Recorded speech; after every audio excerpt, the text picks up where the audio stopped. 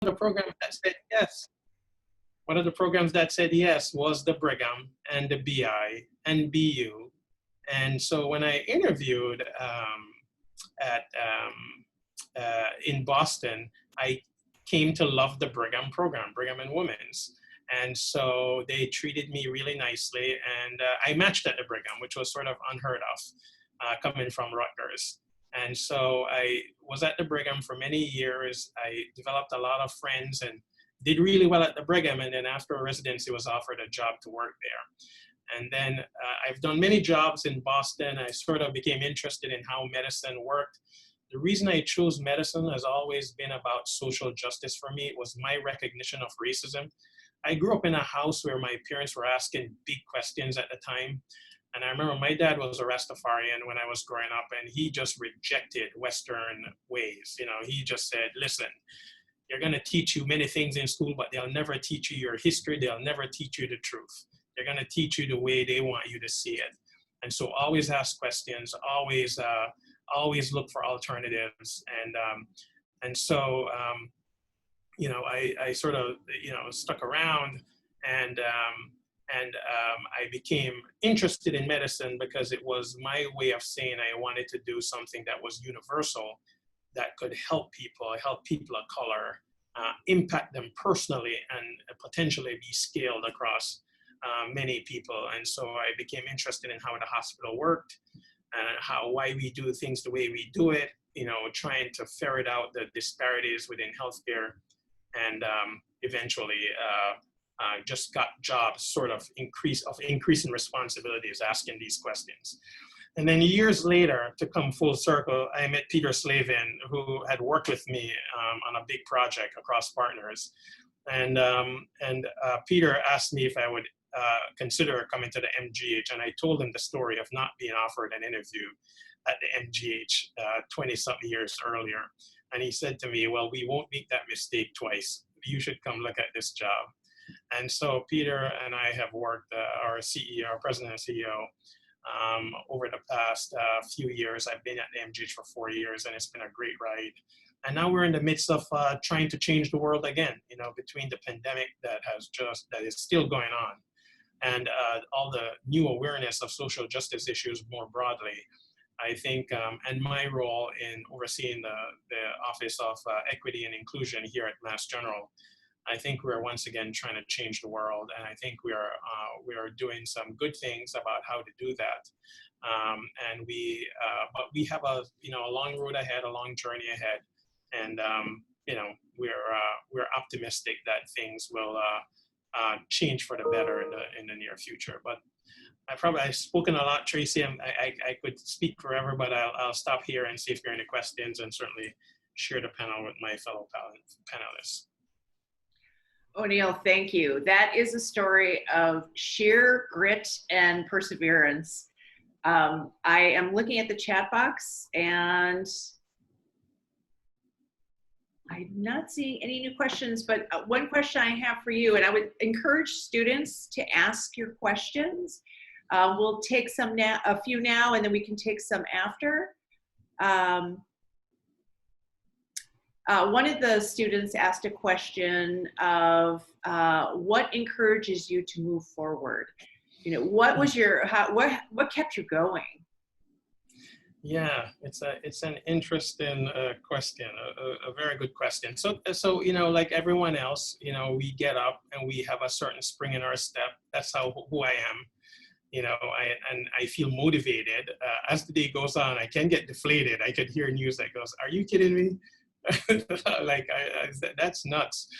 But you know, I think overall the positive force in the universe is what keeps me going. I have been, you know, having been somewhat middle class in Jamaica and then being very poor in America, and I will tell you that today I am part of the 1% of America. But I've been blessed on that journey. And when I'm talking to people who are in the 1%, and I'm like, you know, there are people over in some of these neighborhoods who have no idea or no opportunity compared to what we're offering kids in Weston and Brookline and Newton, right? And So I have been very blessed in that I've seen so many good people along the journey, right? And they are great people, even though they're poor, even though they have nothing. They are just great human beings. They're working hard. So what keeps me going is this belief that we have so many people and opportunities to offer people that would make the world such a better place. And although you've heard my stories, there are so many stories of my friends that I could tell you. And we found each other along the way. You know, one of my best friends, his mother had him when she was 13, you know, and had his younger brother when she was 15. And, you know, and they became homeless. And he was a street kid selling packages to tourists in Jamaica when the buses pulled up, you know, these street kids that run to the bus and say, please buy my peanuts or whatever. And now he's the chief of surgical oncology at a big hospital in the Midwest. And our journeys is what motivates me and what you know, make me work, you know, sort of tirelessly in trying to say, you know, we got to do better, because we're leaving so many talented people who could add to the world behind, and that's just not justice. O'Neill, another question that came in is, if you were in your younger self, what would you have told yourself despite facing so many obstacles? That's an interesting question. You know, I think when you're young and you're growing up, it's very hard not to get down on yourself. You know, you feel like something is missing. You wonder if it's you. And when you make mistakes, they get punished hard. And you're not realizing and recognizing how layered everything is against you. So I would tell my younger self that, listen, you know, it's not you. It's the rest of the world that needs to sort of flex. And I would encourage my younger self to keep pushing, you know, because you know, there's nothing else to do really, right? You can either keep fighting, or you can, you know, unfortunately give up, or you can get sidetracked. But I would encourage my younger self, which I wasn't as strong in my belief back then, but I would encourage my younger self that if you just try to keep making good decisions, or the best decisions you can make, and you keep pushing forward, it will work out. It may not always work out to the level that you thought it should work out, but it will not stay stagnant. It will not stay static. And so just keep trying hard. And O'Neill, I'm gonna, one more question from a student that I think encompasses a lot of some of the questions, they would like to have you repeat your specific profession, your title again, and what does a typical day look like for you, and how do you embed social change into your practice? So I am the Chief Medical Officer at Mass General and one of the senior vice presidents here. Let's see, I oversee many things. I oversee clinical departments, radiology, pathology, pharmacy, and dermatology. I oversee programs that offer services to the hospital, like the Center for the Center for Equity and Inclusion, the Center for Global Health, the Executive Committee on Teaching and Education. I oversee the Ethics Committee or Optimal Care Committee, and there's a bunch of stuff within that. A typical day for me is filled with meetings, but it sort of helps me because I have a little mild version of ADHD. And so I go to 12 meetings on 12 different topics. I am not a deep one issue thinker. I am a very broad, I can track 15 things at a time thinker. And so, so it helps me that the meetings, I don't get bored during my day, and I actually find it a little bit stimulating to go from meeting to meeting doing different things. I think about equity in all the work I do. When I show up the rooms and the rooms look, I want the rooms to look differently, I will raise that as an issue that we must continue to do. When I look at our workforce, when I look how we pay people, when I look how we buy things and who we buy them from, these are all questions that are constant in my head. And I think my voice is there to be both a messenger and somebody who helps to hold the organization accountable to the missions that we have written on paper, and then for the actions we need to do to accomplish those missions. So if you, across the history of mankind, there are lots of beautiful words about how we want to be good to each other and how we want to pursue happiness and so forth. But we then have to hold ourselves accountable for that. And so I see myself as an agent for making sure that all the voices are heard. And I can't represent every voice. You know, I am still straight, so I'm not, you know, I have the privilege of that. I am still male and not female, and I have the privilege of that. I am still a Christian, and that's the majority religion here, so I have the privilege of that. I still grew up speaking English, and so there's a privilege in going that route versus others. So I recognize my privileges, but I try to constantly articulate for the people who aren't at the table that there are many people who are not here, and they are part of the process, and we need to figure out how to get them involved, get them part of the process, and engage them.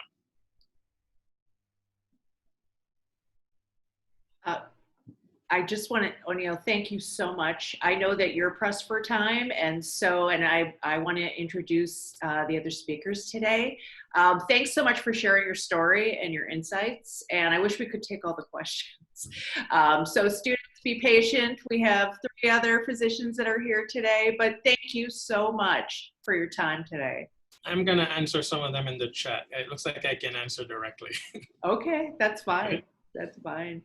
And now I would love to introduce Gracia, Dr. Gracia Coite, who is also going to share a little bit about her story. And so Gracia, are you there? Yes, I'm here. Can you hear me? We can. Oh, thank you for joining us today. No, absolutely. Thank you. Hi, everyone. So I'm Dr. Gracia Coite, as Tracy mentioned, and I'm a primary care pediatrician, just as a general overview, and I work at Mass General. I work at the Revere Healthcare Center, where I'm a general pediatrician, so in the clinical setting, and then I spend some of my time doing patient education work, so in a program called Karma, so creating handouts for patients, which I'll talk about a little bit more as well. And then working in diversity and inclusion work within the pediatrics department at MGH, including recruitment as well as education work. And then I also spend some time doing research. So I wear a few hats that I can talk about later on as well. So I was born in the Democratic Republic of Congo, so that's in Central Africa. And I was there until the age of about 7 when my family moved to Zambia, which is just south of the DRC.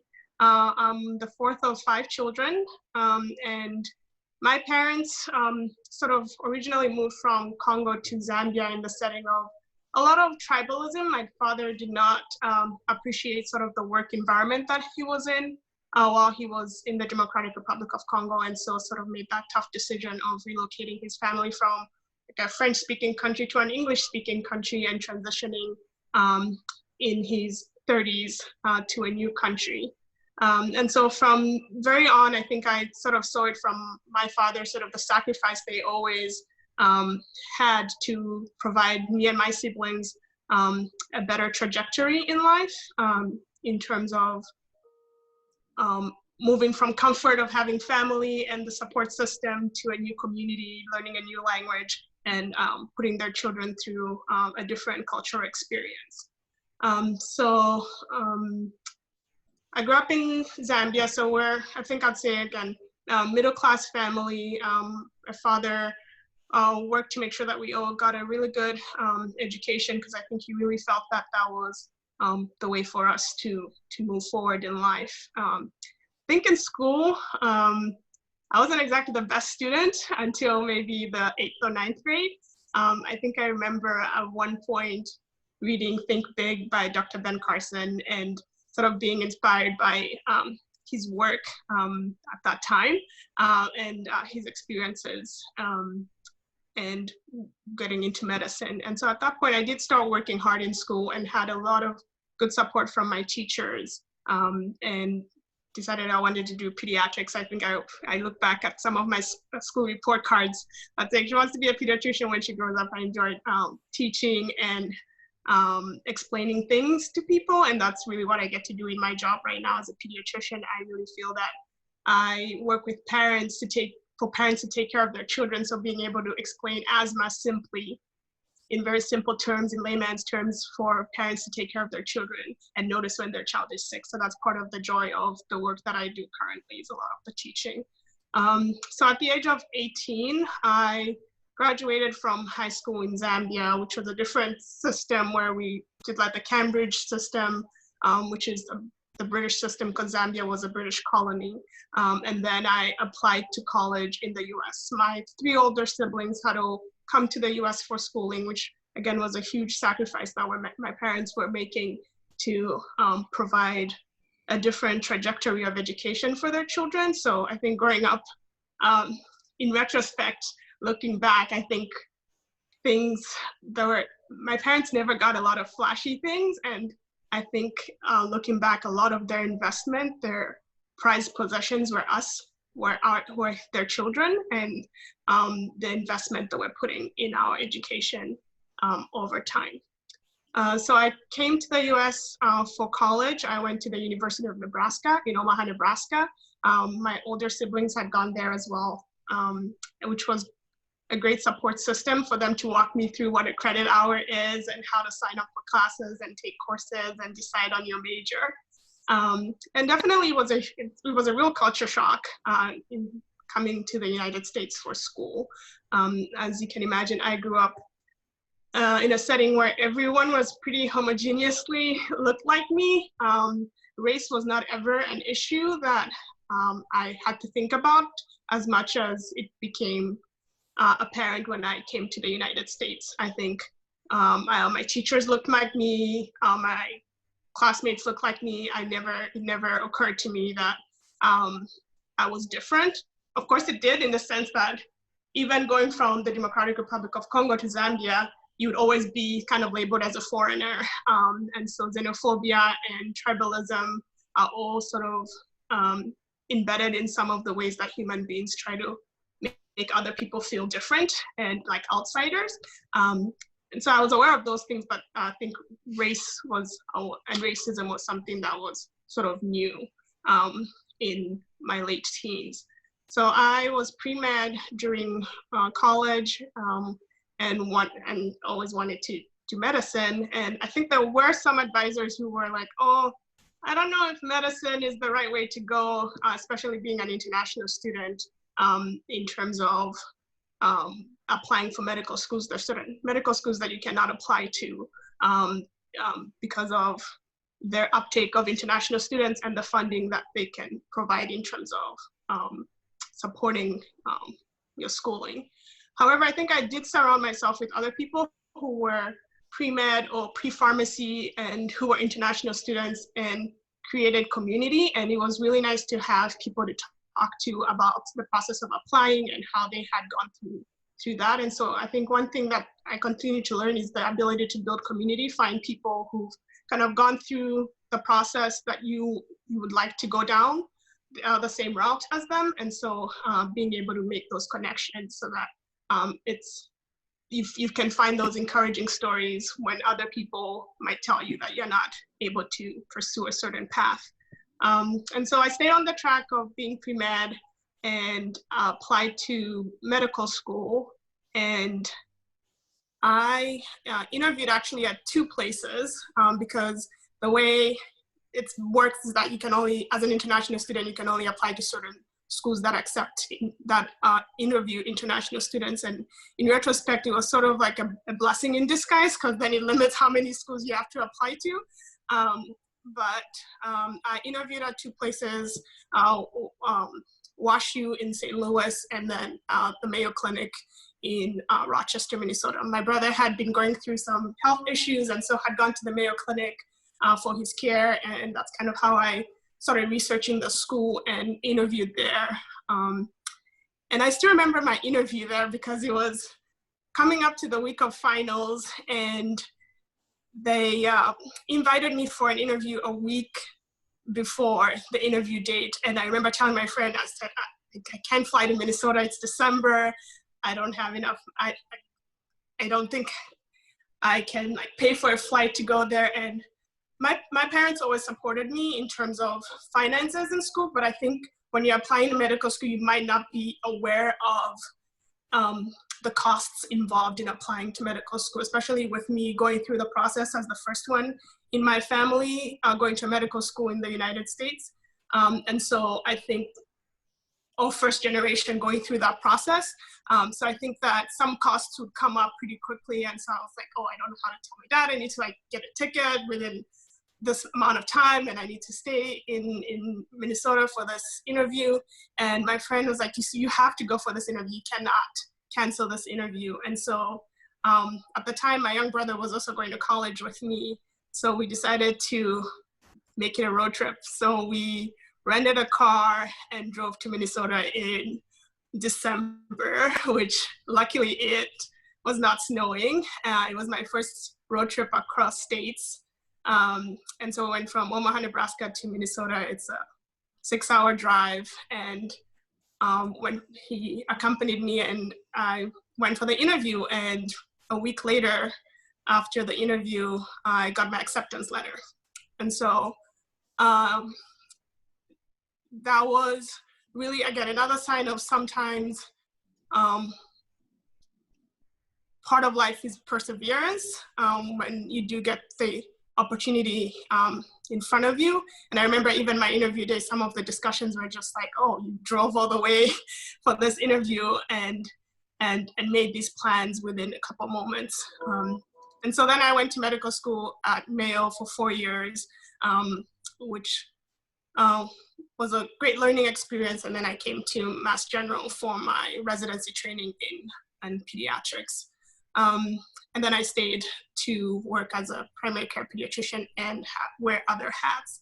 And I think that over time, I think I've definitely matured in my awareness of the system in the United States in terms of being an international student and having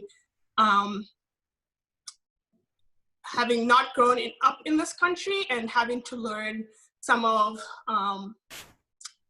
the culture and the systematic ways that racism is embedded in this country. And so I think one thing that I continue to do, and I'm doing a lot more now, is just read and educate myself on these things. So whether it's, I just finished reading How to Be an Anti-Racist by Ibrahim Kendi, and now I'm reading about So You Want to Talk About Race, mostly because I think I had a simplistic view of what racism is, in the sense of like, I was thinking I could translate it from like, oh, people are tribalistic, people are xenophobic, so that's the same thing with race. But I think it's become more apparent that it's more subtle, and that there are levels of racism, and one of them being the systematic racism that can be embedded in a lot of things that we might not be aware of, and sometimes might find ourselves within that system, and how we have to work to combat that system of, I'm just like not racist, but actually be anti-racist, so that you are able to counteract what can be such a powerful system. And I'm happy to answer questions. I know that was kind of quick going through my life trajectory, but so some of the things that I do now, like the patient education handouts that we create, I think it's important whenever we publish things that are in English, is also thinking about how we can have it in different languages, because our patient population is so diverse, making sure that things are in Spanish or Haitian Creole or Portuguese, because we see very diverse patients. So that's one area. And then in the area of diversity and equity and inclusion, as we think of recruitment of medical residents, making sure that we are evaluating our candidates in a way that we are bringing in a diverse workforce to serve the diverse patients that we see. So those are some of the things that I do as well. Gracia, thank you so much. And there are some questions about just medicine and your profession. One question I had is, you said that when you came from the Congo to the US, that was your first real experience of racism. And at least that's what I heard. And I wanted to know, how did you navigate that? What worked for you? Or how did you how were you able to achieve the success that you have today? I know you found like people to build community, but were there other things that you had to do or that you found helpful to you? Yeah, I think definitely with my story, I think I'm very appreciative of having come into that situation at 18 years of age, having had the opportunity to be raised in a setting that had built my confidence in a sense, and my self-esteem and self-worth, in having had teachers that believed in me, parents that believed in me, and siblings that did the same and helped give advice in that setting. I think that definitely, when I first experienced some of those unfortunate encounters, I think one thing that you try to start to do is think about how you always want to present yourself as the best and the best that you can be. And I think that I, at some point, always wanted to change people's mind about me. And in a sense, I realized that that's not where you want the change to come, because what I would notice is that people, comments like, "Oh, your English is really good," or other like ideas of what an African person should be, was that even if you change one person's mind, people usually will have it as, they'll see you as an exception, right? It's not, you're not changing their perception of a whole race, because within the way implicit biases work sometimes, is that people will just see you as an exception and they'll still hold their inaccurate beliefs. And so I think that at the end of the day was realizing that I have to sort of be true to myself and carry myself the way I want to be seen at all times, and not necessarily be trying to impress anyone, if that makes sense. Mm-hmm. Thank you so much. I just wanted, let me see, a lot of thanks for sharing your story. And one of the questions is, do you face any stereotypes working in the hospital in which you need to work much harder? Does it make you work much harder? Are there any stereotypes that you feel that exist? Yeah, I think unfortunately stereotypes do exist. I think as you get older, I think you come to a point where it's very exhausting to try to change people's perceptions, and just have to present yourself in the best light, and because that's intrinsically how you want to be. I think some stories, like some instances I can explain, would be having a patient not think that I'm the doctor, even I had an incident where I walked into a clinic encounter and I was going to be this patient's new doctor, and I introduced myself and went into the discussion, and the 5 minutes in, the person said, "Oh, so yeah," I asked them why they switched providers, and they said, "Oh yeah, they told us we wanted a female provider, and they told us that we're going to get a really good one, and they said she's really nice." And I said, "Oh, that's me." And so having that moment with the patient, and this idea that it was almost, I was complimented and insulted at the same time, because clearly they could articulate that they were going to get a very nice doctor, but clearly could not put my image together with what they had heard. And so I think unfortunately that happens, and the patient was a white family, and at the same time I've had Black patient not think I was the doctor either. So I think that goes back into the idea of how there's this systematic sort of learning that happens, that we can internalize some of these ideas of who a doctor should look like. And so making sure that we are able to ensure that the media that I'm a pediatrician, so I always think about children, that the media that our children are consuming do show all racial groups in a positive light, and not necessarily propagate some of the biases that we see in society. So I think that's really important. Thank you so much, Grazia. And you have a lot of questions in there. And I'm wondering, I have two additional speakers that I'm going to introduce. And I thank you so much for sharing your journey. And I think what I'd like to do is introduce the next speaker, Dr. Alistair Martin. And he can talk about his work. And then I've got one more physician, and then maybe bring you all together for a few last questions at the end. So thank you so much, gracias. And Alistair, Dr. Martin, I'd love to introduce you now. Great. Can you all hear me? Yes. Cool. All right. First of all, good morning. You look like you're in the ER. Right. That's right. A little home office setup. Tracy, do you want, I'm happy to do a quick introduction of my background, unless there was some other way that we were going to do this. I want to just sort of stay on whatever plan you've had so far. Right. For them.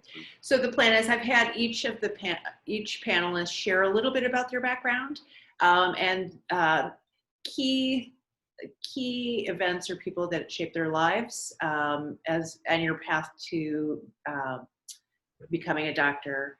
But then also your work, any work that you're doing around disparities, equity, inclusion, and also any wisdom that you have to share with the students around your personal experiences, what you've learned. Great. So my name's Alistair.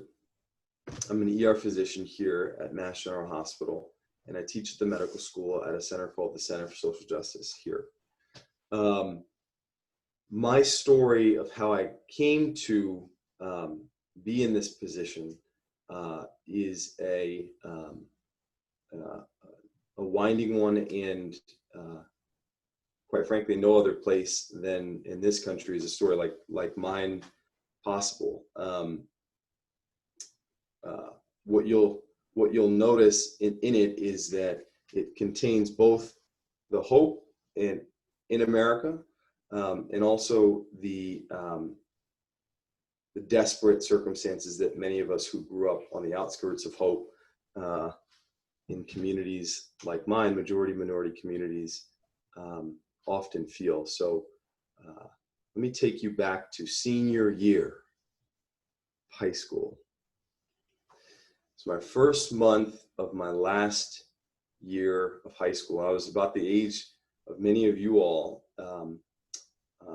on this webinar, and my buddy had told me about a high school party, and he said, "You know, Al, like it's gonna be lit.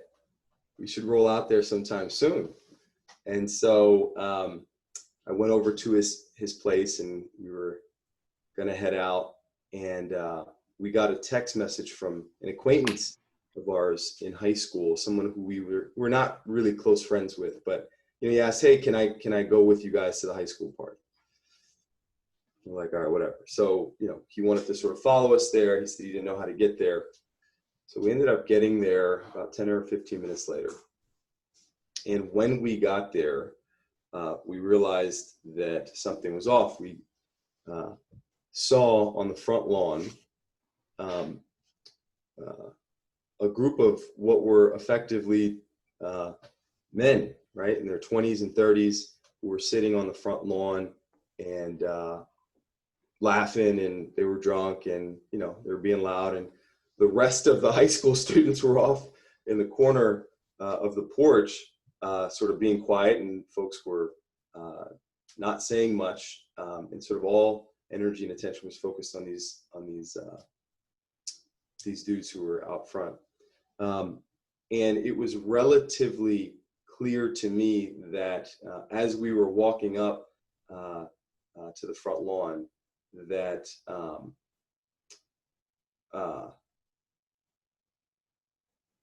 this was a place we shouldn't be. As we got there, the gentleman who wanted a ride over to the high school party, let's call him Rob for now. Rob saw these folks kind of did one of these where he, sort of did a little shudder, and he started turning back to his car. And so we saw him turn back, and we thought, what does he know that we don't? So we went back and said, hey, look, what's going on? Fill us in. Be silent. Soon after, the group of men, there were probably about 13 or 14 of them at the time, descended towards our car and to the car that Rob had brought, and began mouthing off. And eventually some shoves were exchanged. Some blows were thrown at a friend of mine, and I got involved trying to break up the situation. And I got mixed up in the maelstrom of punches and stomps and kicks. And I remember waking up. I was unconscious for a bit. I remember waking up and struggling to get back to the car that I came in, my best friend's car. And I remember looking forward at the front windshield, and my best friend, Jossie, who drove us there, was through the front windshield of his car.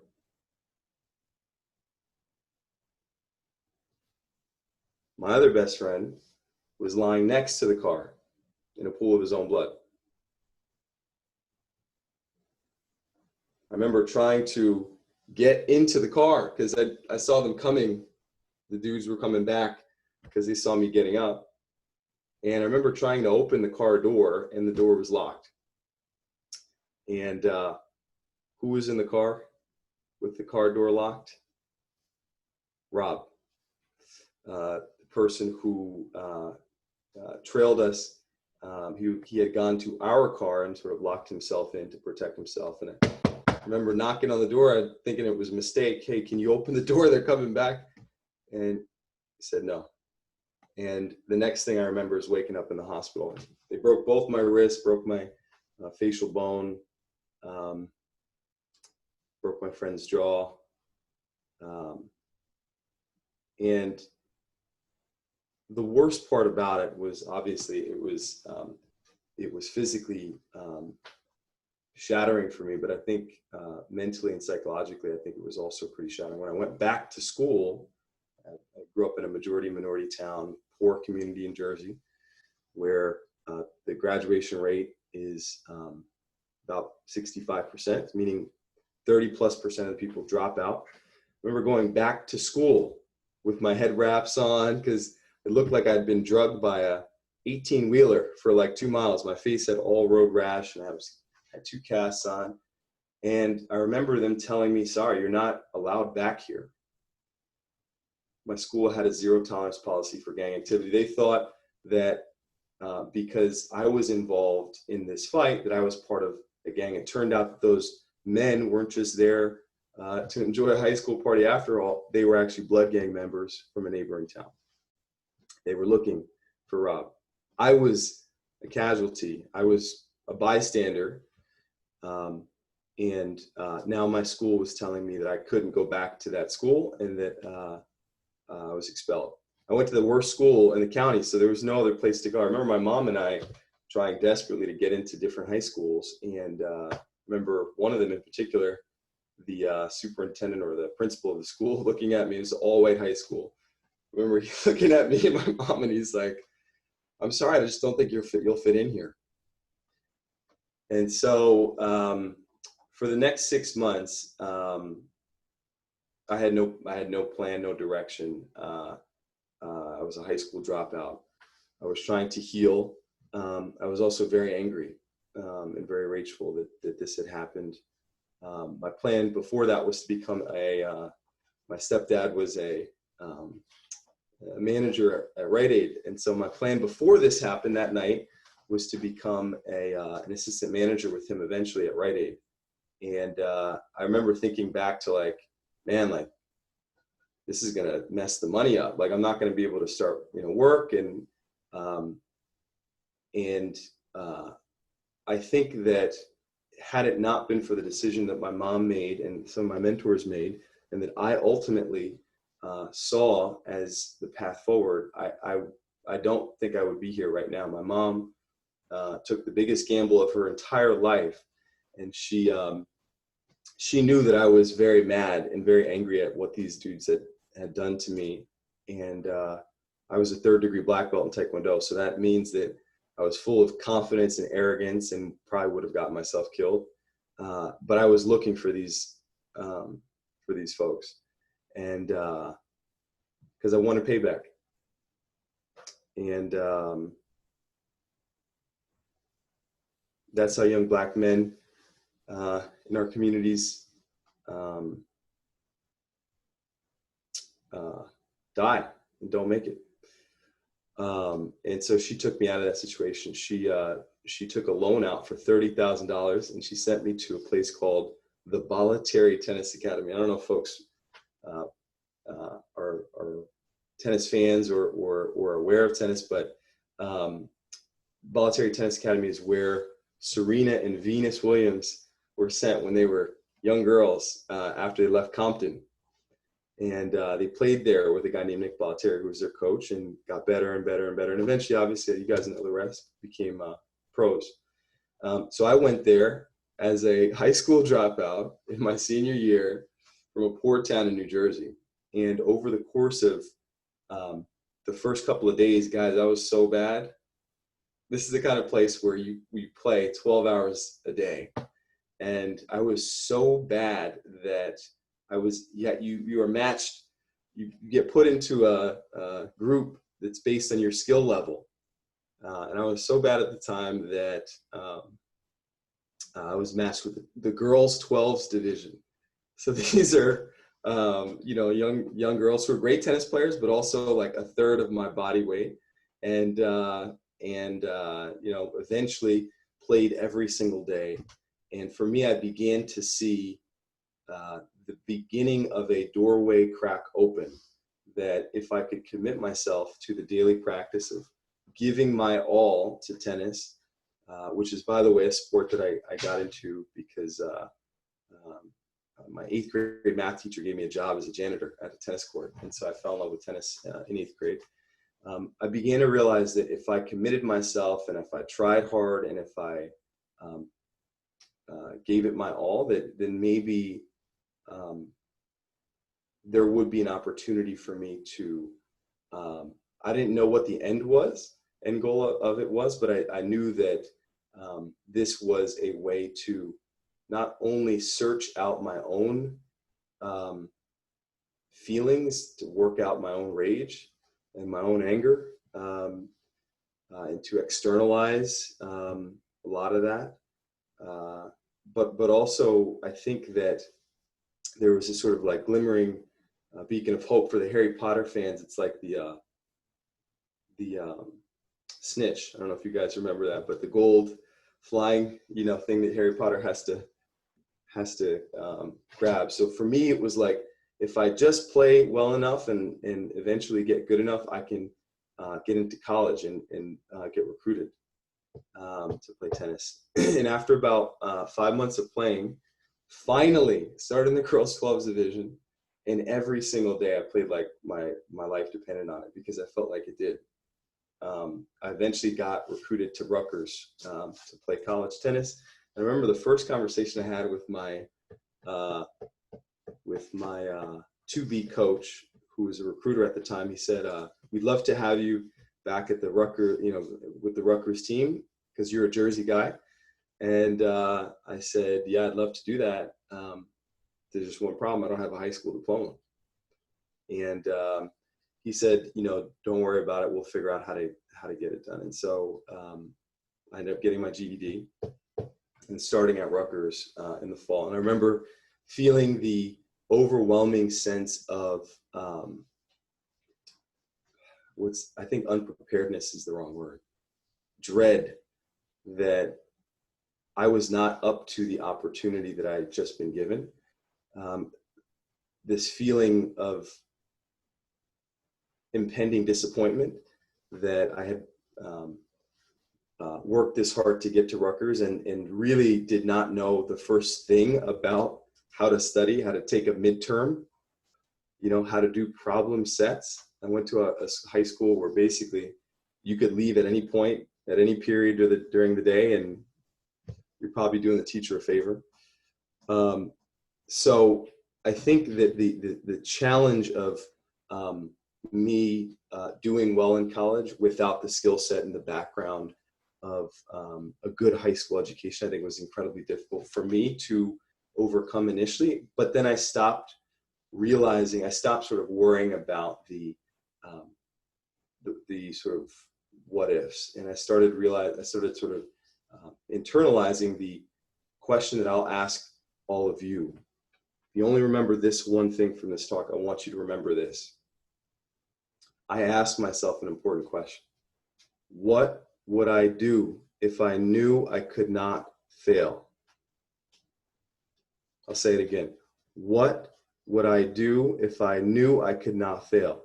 And I'll ask you now, what would you do if you knew you could not fail? Life is going to give us adversity and setback and barrier after barrier. That's just life. It's unfair. It's hard. It is up to us to figure out what will be our approach to overcoming said barriers and pitfalls. Life will deal us trauma. It will hurt us. But sometimes trauma can be transformative. And I think an important thing for us to remember as we deal with things like COVID-19 and racial injustice and crippling economic inequality in this country, you are not responsible for the pain and the trauma that was dealt to you, but you are responsible for the healing. You are responsible for the way forward. And so when I got to Rutgers, it was fairly clear to me that while I was doubtful, while I had concerns about whether or not I could do it or not, I had to try my best to give it, just like I did at the Bollettieri Tennis Academy, give it every single day as much as I can, give myself to the work of studying and trying to get to this goal of becoming a doctor. And eventually was at the end of that 4 years. Remember, so the question I asked myself was, what would I do if I could not fail, right?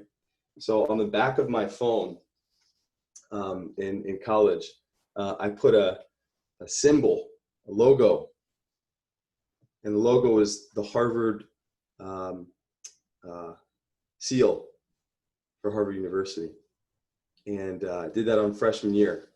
And I said, look, if I shoot for the stars and I miss, I'll be amongst the moon. I'll be at the moon, right? So I shot for Harvard Medical School, and very much figured that I was either going to get there, or also, even if I didn't, I would end up at some other good medical school to get good training.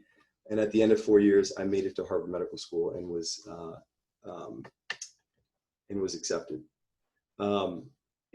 Just to cover this, my journey to medicine was very much inspired by my mom. She had cancer when I was a kid, and even though there were no doctors in my family, there were no doctors in my community, in my neighborhood, I didn't know any. I saw these doctors as superheroes, and I wanted to be them. So that's a little bit about me, and I hope that's helpful. I think just the last piece that Tracy mentioned I cover, which is around disparities. So look, like the late, great John Lewis said, voting is the most powerful nonviolent change agent that we have in this society, in a democratic society.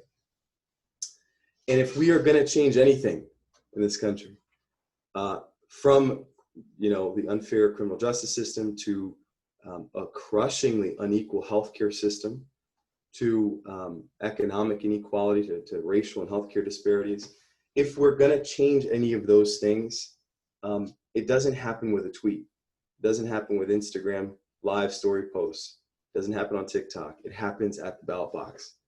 And so that's why it's so important for us to make sure that our voices are heard at the ballot box. So what I do is I run an organization called Vote ER. And the bottom line with Vote ER is we help people get registered to vote when they come into either the hospital or the healthcare settings, so that they have a voice when it comes to elections. So if you can remember two things, remember the first thing is ask yourself the question, what would you do if you knew you couldn't fail? The second thing I'll say is vote, period. That's it. And I hope that's helpful. Tracy, take it away. What you got?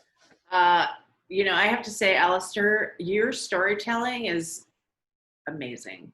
That's an amazing story. And I was just looking at some of the questions I was going to ask if they weren't asked. The students do have some questions for you. And if you have time, it'd be great if you can answer them. I would love to, we do have another speaker, but Alistair, I have to say thank you for sharing that. I think your story is very unique in that way. And you beat against all odds. So thank you for being here. I know that you've had a pretty crushing schedule, so we so appreciate it. And with that, I'm going to actually introduce our last speaker, who is Lucy Agbu-Wobodo. Lucy, are you there? Hi guys, I am here. Can you hear me? Hello. So glad you could join us, and I'm so sorry. I wish we had like more time today because these stories are incredible. I find myself like it's a wonderful panel to be a part of, and I love hearing all the story, and I just love being a recipient of all this wonderful wisdom and inspiration. And I'm afraid that my time is a little bit less than I would have liked today, as I am on call in the hospital today. And I wanted to take the time to come and meet you all and just share my story and just offer just some words of encouragement. I am so impressed that all of you are on this call. It's like a lot of wonderful students who took time out of their schedule to be here, and I really applaud you for, you know, seeking out opportunities to learn and to expand your horizons. So my name is Lucy, and my story also begins in Africa, but takes me all the way to California. So I was born in Nigeria, which is in West Africa, and I'm one of 9 children. I grew up in a very small rural area, and when I was 11 years old, my father passed away. And so I think his death was a catalyst and the beginning of the rest of my life, and sort of how I ended up being here with you all. His passing was, as you can imagine, devastating in many, many ways, but specifically around the fact that my mom now had a lot of children to take care of without, you know, support. We lived in an area that was very poor and had very minimal access to basic amenities like electricity, running water. These are the areas that I was very familiar with, and I didn't know much of life outside of that. There was some extended relatives, like, you know, in the African community, everyone's an uncle and aunt. We're all sort of like in this like communal sense. And one of the community members was in America and offered to foster me, so take me to America as a kind of a foster child and give me an opportunity to get an education in the States. So I came to Oakland, California at the age of 11. And I don't know if any of you guys know anything about Oakland, but it is as far from rural as you can get. Oakland, in the time when I got here in 1998, very urban, very different from the environment that I grew up in. And the things that made the transition challenging was beyond just being away from my family. It was beyond being in an environment that I didn't know anyone, But one of the things that I was struck by was just how the same level of poverty and the same level of destitution was still being replicated in a country where I did not imagine that people were poor in. You know, if you're in Africa, you think of America as a place where everyone, you know, has whatever they need, everyone has housing, everyone has food. I never knew of an America that was that poor, that was that destitute. And the similarities in both environments was very jarring to me. And it threw me into a community that at the time was dealing with gang violence.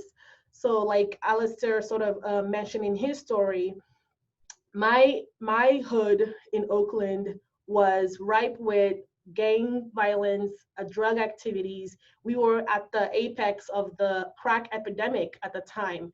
You know, crack had ran through our neighborhoods, and I was struck because I've always been someone who wanted to do something to help. When I was a kid in Nigeria in a small village, when people would get sick, I would want to do something to help. I didn't know what to do, and I always felt very helpless. And that helpless feeling brought me again to Oakland, where I looked around me and I saw so much sadness and so much poverty, and I just wanted to do something to help. And in the ways that I was particularly touched was when people would get sick and they wouldn't go to the hospital, they wouldn't go to the doctor because they didn't have a doctor. They didn't know of a doctor. They didn't know what to do. They didn't have the, either insurance. They didn't know how to, get money to afford to go to the doctor. And watching people sometimes have very simple ailments become much more complicated due to lack of care, that always seemed to me as just injustice. I'm like, how can anyone have their health be seen as a commodity? How can anyone's health be attached to finances? I never understood that. Until this day, I find it to be a gross injustice that we have people who cannot afford to see a doctor and who are dying because of sometimes very simple and preventable illnesses. But my family life in Oakland was not the one that I had imagined when I first came here. The people that brought me here were not kind and generous as they had originally portrayed to my mother, and they were quite oppressive, for lack of a better word. I'll spare you all the gory details, but my childhood in Oakland was filled with a lot of abuse and with a lot of fear. I lived in fear because I didn't know where else to go. I didn't know who to go to. I went to school in the Oakland Public School District, and I was a good student, but I kept a lot of what was happening to me secret because I was afraid that I would get in trouble, and because of one big factor that continued to basically haunt me for many, many years to come. I learned that I was undocumented. I learned that I had no papers in this country, that I was brought here illegally. At the age of 11, I didn't know what legality meant. I didn't know what papers meant. So when I came here, I was a minor, a very young minor at that. And so I spent 14 years of my life in this country with no papers. I am someone that has navigated the educational system without having a single document issued ID till very, very recent. And so I'm here to tell you that in a lot of ways, life can throw in front of you what seems to be insurmountable obstacles. Life can sometimes betray you. People can betray you. And you can find yourself looking at a pitch black tunnel and not seeing any way out, not seeing any light at the end of that tunnel. And you can make a decision sometimes to just give in, to give up, and sometimes even fairly so. Because when you are being whipped by the weight of your circumstances, it is sometimes easier to just lay down and take it.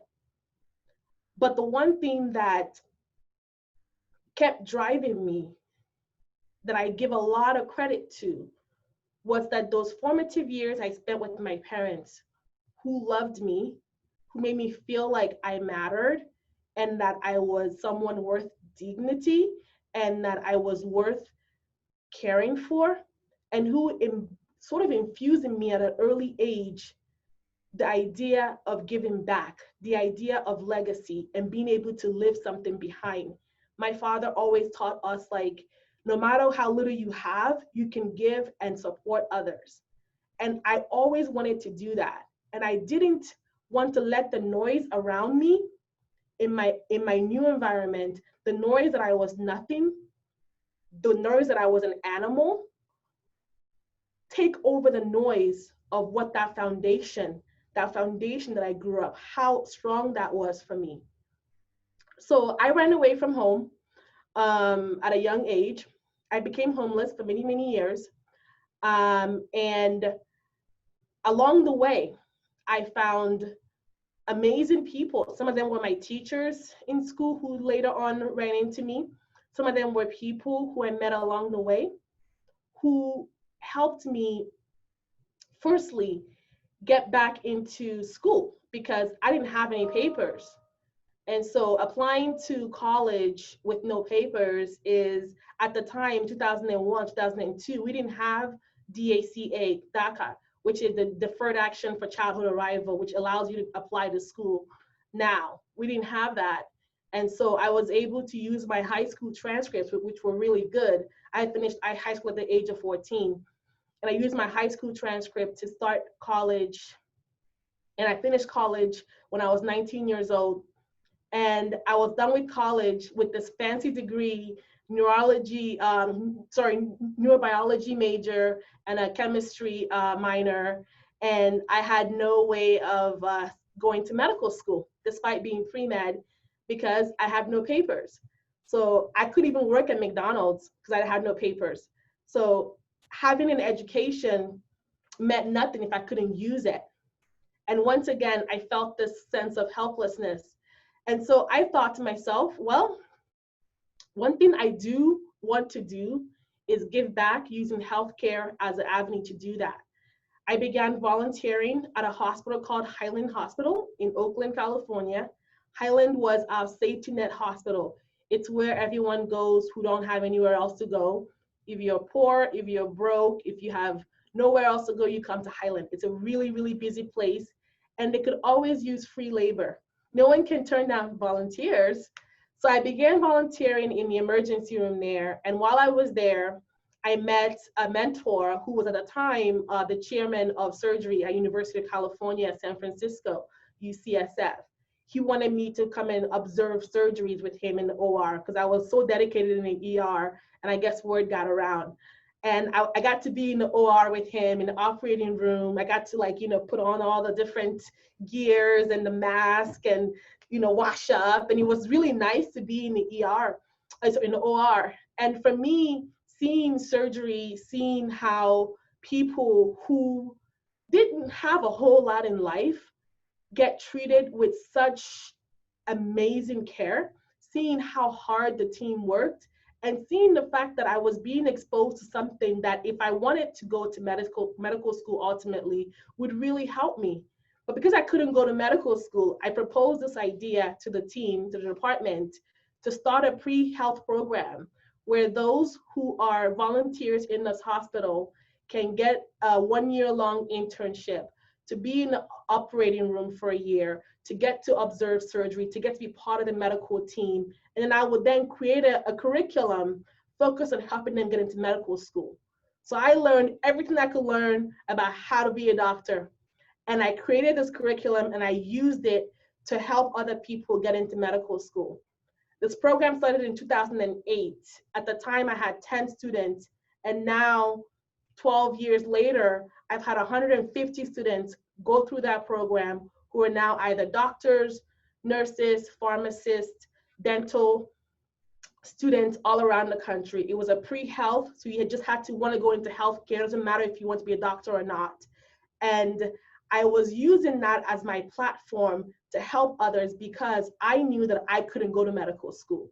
If I can't be a doctor, they sure as hell can. So let's make sure that they get what they needed.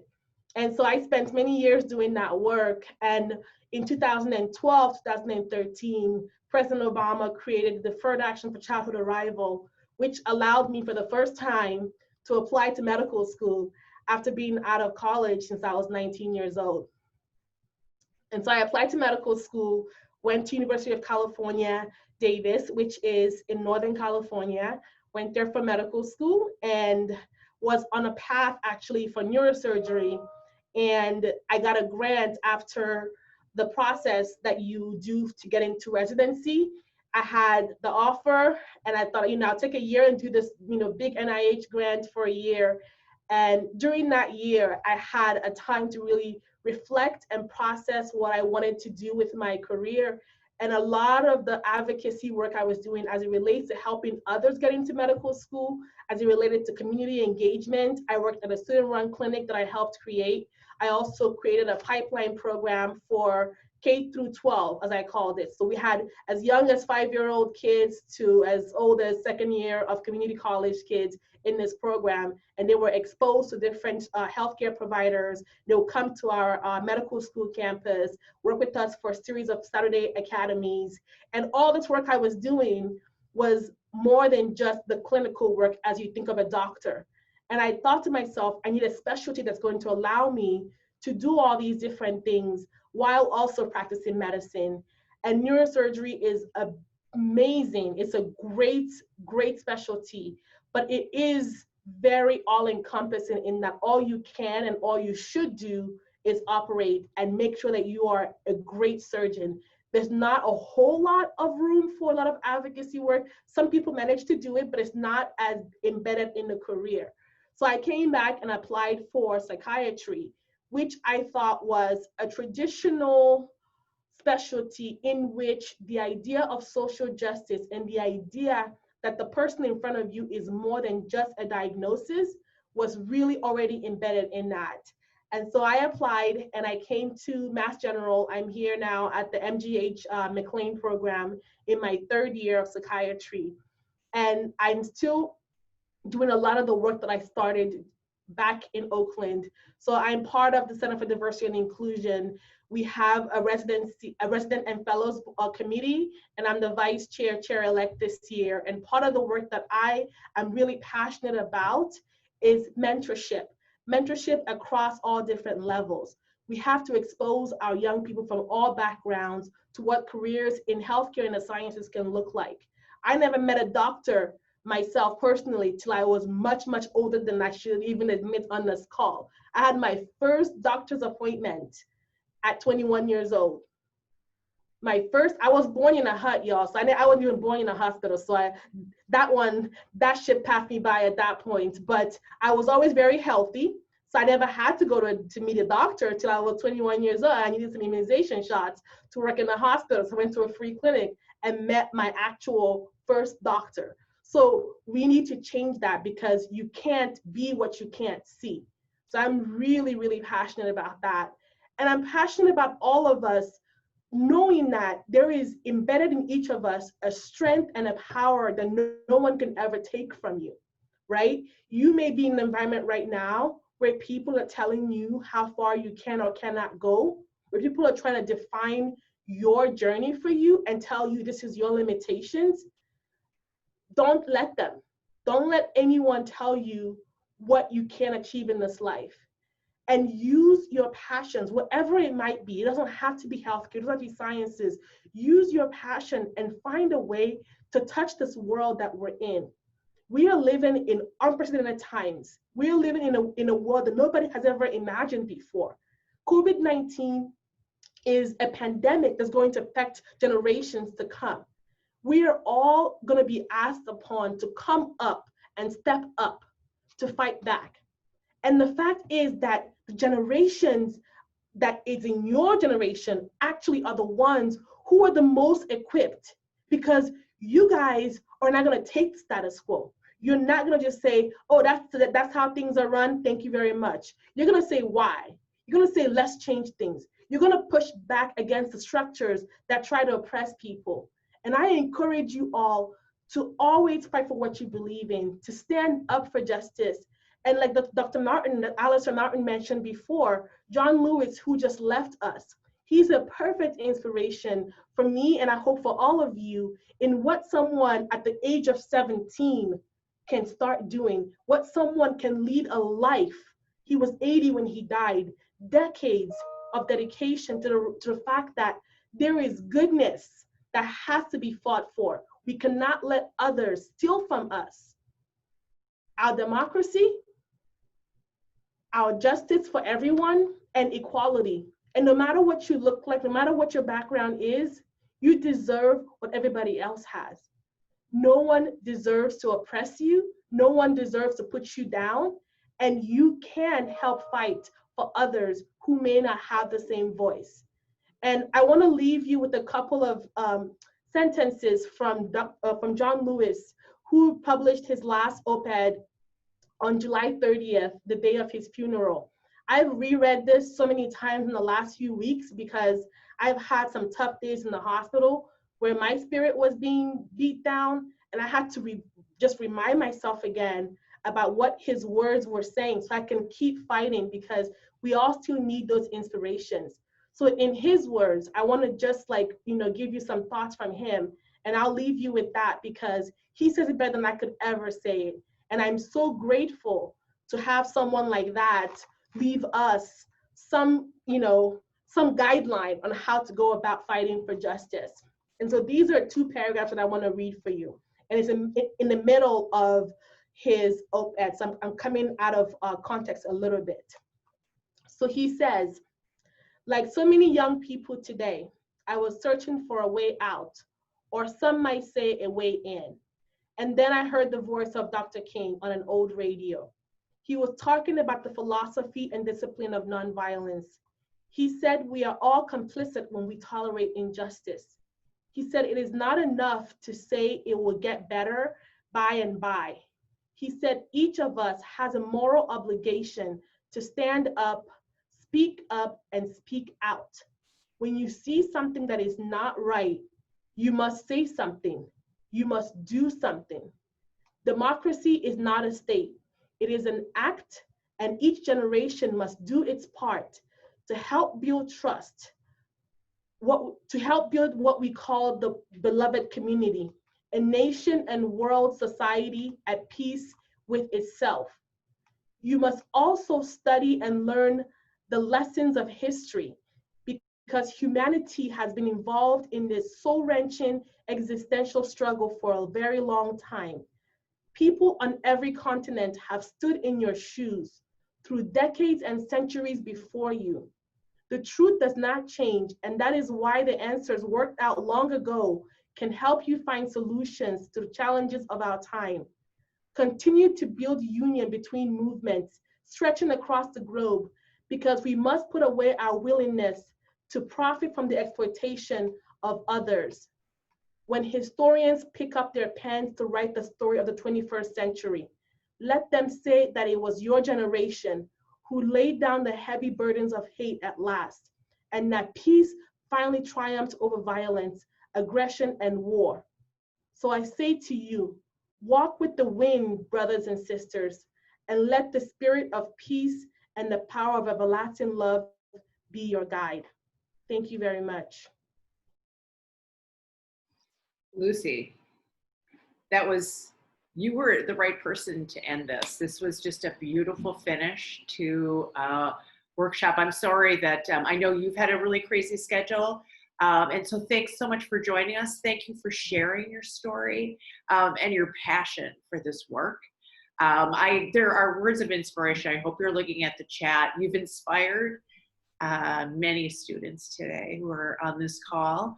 And I know I have to end this, and I'm so sorry because I could do this all day. But thank you so much for joining us, and thank you for your patience in waiting. And I don't know, I know that people have to go now, and you do too because you're on call. But thanks so much for everything, Lucy. Your words will resonate, I think, for years. Thank you.